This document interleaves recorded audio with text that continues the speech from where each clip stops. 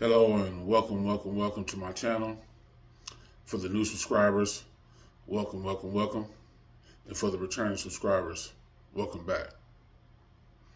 I got a story time for y'all today. And I want to talk about my brother, my older brother that I lost almost 4 years ago due to some health issues. All right, so let's get into it.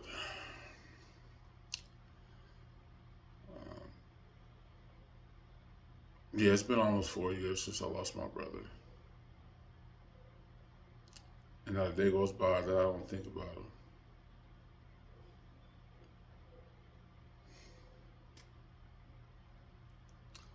This ain't easy to talk about, but I feel I had to.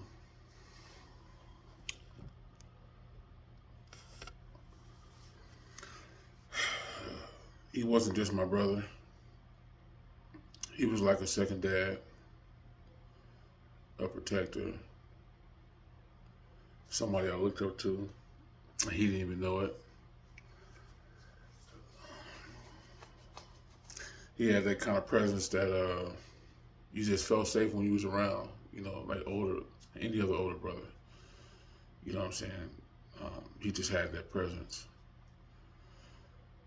We didn't always get along, like most brothers, but I always knew he had my back. That kind of love don't die easy. It just don't die easy. And so,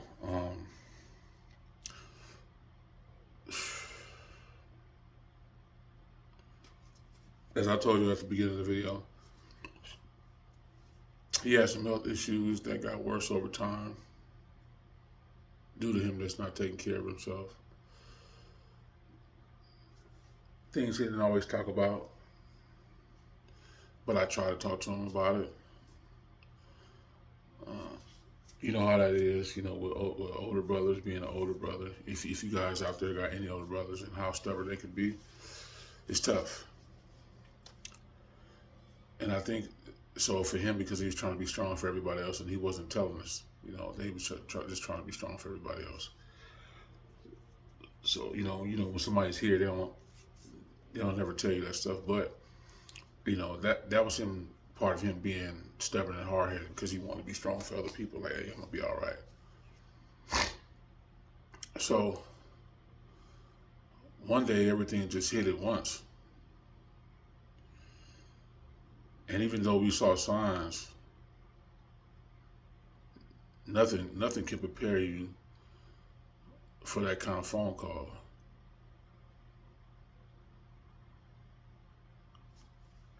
Nothing prepares you to lose your brother. And for me, I remember like it's yesterday, man. I'm trying to fight back tears. You know,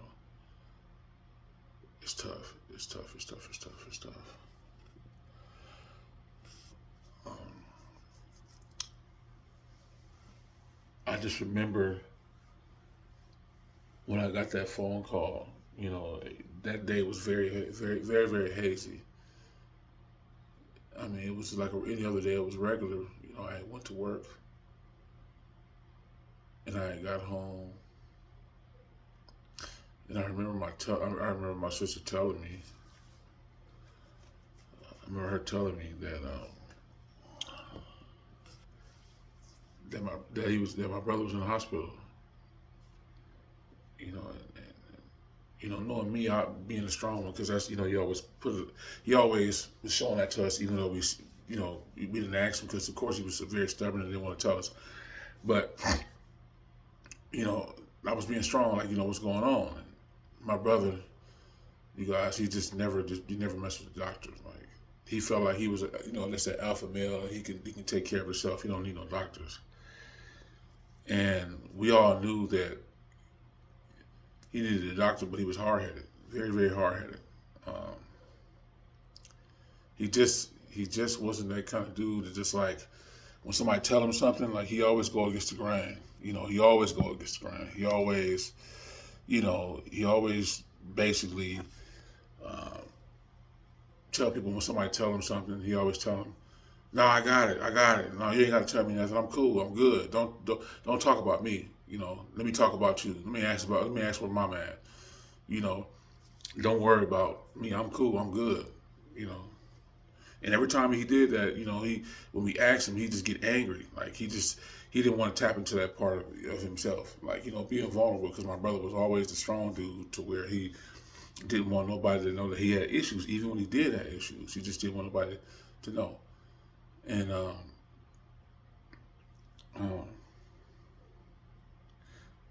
mind you, I'm in another state, and he's out where I'm from, and he just never left the city that I'm from, because that's where we're from. That's our stomping grounds, and he felt like he can he basically live and die there, and he did exactly just that.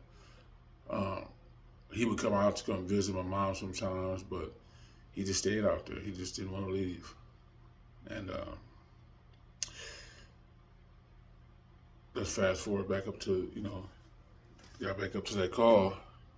Well, actually, that call where you know he passed. Um, my brother was a smoker. He smoked a lot of weed, you know, but he didn't do nothing else. He just smoked a lot of weed, and even though I don't smoke or drink, uh, I heard so much stuff about weed and how it's good for you, and it comes from an herbal plant and stuff like that. And so, um, he was a big heavy a big heavy smoker, and over the years, he's just developed drinking. He became a drinker, and when I mean to tell you, he became a drinker. He became a drinker. I'm talking about,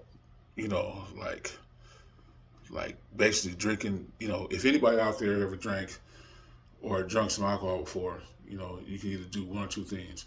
You can either drink it straight, or you can drink it with a chaser, which is something to take the edge off of being super strong. And for my brother, he was more like a person that didn't want to use a chaser. He wanted to basically drink it straight up, because drinking it straight up, I guess it proves something. I guess when that happens, it hits hard. It hits your body more when you drink straight. Drink drinks straight. So he did that, and so he could still continue smoking, and so he just implemented that in his repertoire to drink, and so yeah, he was a street cat, like always in the streets, a hustler, always had money in his pocket, um, and he just was the kind of person that always liked money. He just loved money. He loved money. He'll do anything for it, and do I have to mention that my brother was a person who just constantly just going, never wanted to slow down for what he was doing. He just felt like he just needed to get it any kind of way he could. And so, um, excuse me. And so, throughout the years of us, figuring this out about him. Obviously, I'm in another state. He's in the state we're from, and we didn't know too much about what was going on with him. I mean, we found out from my little sister. Because our little sister, he used to come. He came around her. I mean, before he passed, he came around her a lot more and spent time with her kids before he passed. And my brother has never been a big guy. Like, he's always been. He wasn't skinny. He was average size. He was like maybe a half inch taller than me. Um, but he was never a skinny guy. He was average size, but he never gained any weight. And what I mean to tell you, he never gained any weight. He never gained any weight throughout his whole entire life. And I think that's due to him being out in the streets, hustling, doing his thing, and not slowing down. And so, um, my little sister called my big sister and told her that my brother was going to the hospital, which is something that he never does. I mean, he never does. And so automatically we knew something was going on when he had to go to the hospital. We just didn't know. Um, so yeah, he went to the hospital and checked himself in. And once he checked himself in, we just thought the worst because my brother never checks himself into the hospital. And I remember I was just after work just sitting there thinking, overthinking so much and worrying so much and just like, man, man, I want my brother to pull through. Whatever it is, please pull through. In the midst of this, and I'll be just thinking like this. And I mean, the minutes felt like hours. The hours felt. I mean, the hours felt like years. You know what I'm saying? And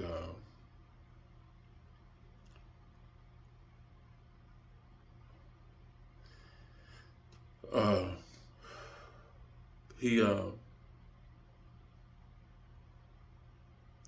what we found out from my little sister is that um, on his way to the hospital, he was just deteriorating.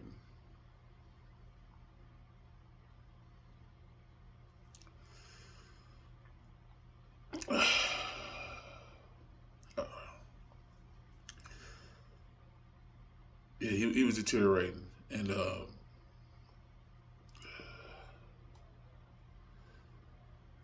doctor was saying that uh,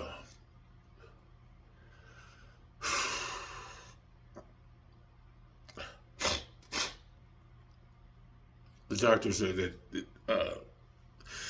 they don't think he's gonna make it because his body was deteriorating on the way to the hospital. He had a lot of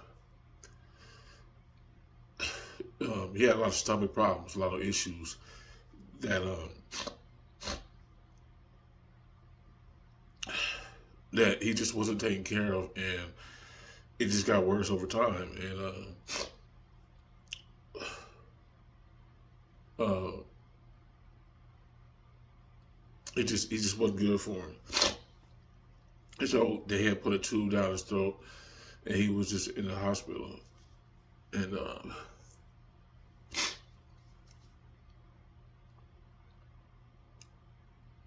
we were just waiting. We was waiting.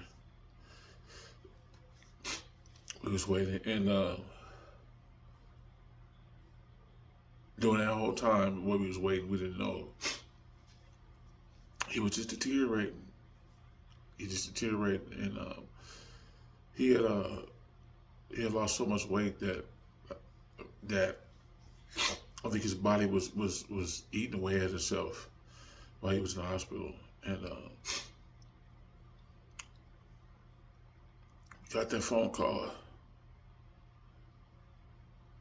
and he was gone.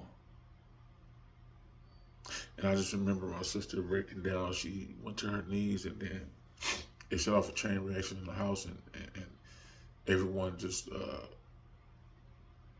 let out a lot of cries like no other. And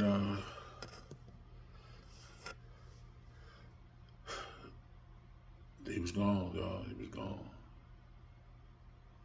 And so after he passed, I wasn't the same. It made me question everything. Family, life, even God at one point. Um, you start realizing how short life is when your loved one's gone, and how much time we waste on stuff that don't matter. I mean, truly don't matter. But in the midst of him leaving, I kind of had to sort of take his place. So it made me stronger. It made me more grateful, and it taught me to love people while they're still here. Cause I'm a lover, y'all, and I'm not a fighter. I fight when I have to, but I'm not a fighter. Um, oh man, this is tough. This is so tough to me, y'all. So tough.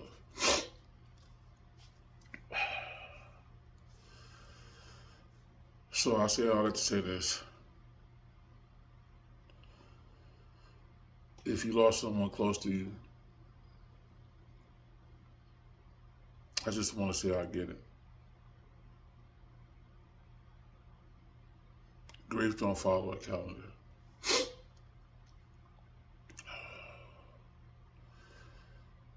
You don't get over it. You just learn how to live with it.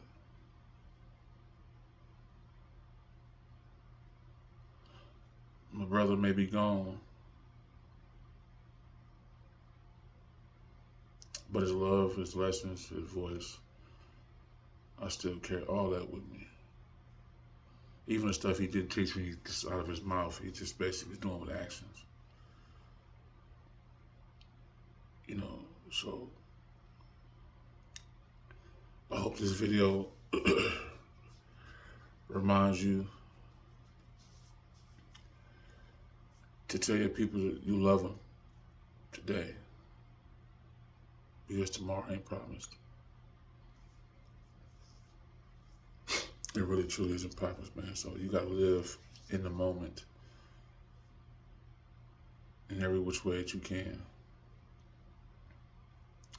That's why, I talk about real life things on here, you guys. I do, you know, and knowing that I don't want to end up losing my health based on things that's going on in this world. I want to be as healthy as possible before I get old, and not able to move.